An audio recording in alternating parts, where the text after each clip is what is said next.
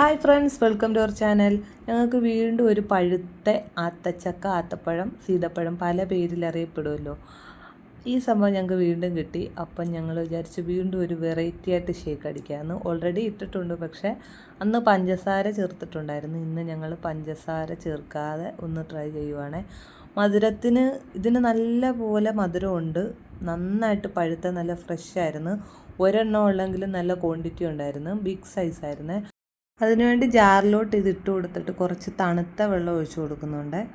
ഫുള്ളല്ല, കുറച്ച് തണുത്ത വെള്ളം, അതൊന്ന് ബ്ലെൻഡ് ചെയ്തെടുക്കാൻ വേണ്ടി. അപ്പോൾ ഇതിനു വേണ്ടി എനിക്കൊരു ടിപ്പ് പറഞ്ഞു തന്നിട്ടുണ്ടായിരുന്നു. പറഞ്ഞു തന്ന ആരാന്നെന്നുള്ളത് ഈ വീഡിയോ കാണുന്നുണ്ടെങ്കിൽ മനസ്സിലാവും. ടിപ്പ് സക്സസ്ഫുള്ളായേ.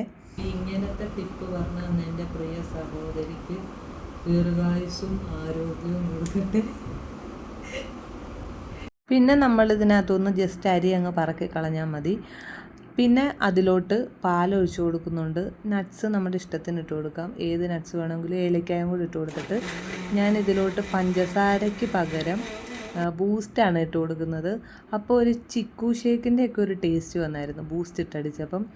ടെൻഡർ കോക്കനട്ടിൻ്റെ ഐസ്ക്രീമും കൂടെ ചേർത്ത് കൊടുക്കുന്നുണ്ട്. ബൂസ്റ്റ് ഇടാതെ അടിച്ചു കുടിക്കുമ്പോഴത്തേക്ക് കരിക്ക് ഷേക്കിൻ്റെ ടേസ്റ്റും, ബൂസ്റ്റ് ഇട്ടപ്പം ചിക്കുവിൻ്റെ ടേസ്റ്റും തോന്നിയത്.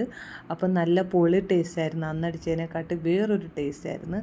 എല്ലാവർക്കും വീഡിയോ ഇഷ്ടമായെന്ന് വിചാരിക്കുന്നു. വീഡിയോ ഇഷ്ടമായെങ്കിൽ ലൈക്ക് ചെയ്യുക, ഷെയർ ചെയ്യുക, സബ്സ്ക്രൈബ് ചെയ്ത് സപ്പോർട്ട് ചെയ്യുക.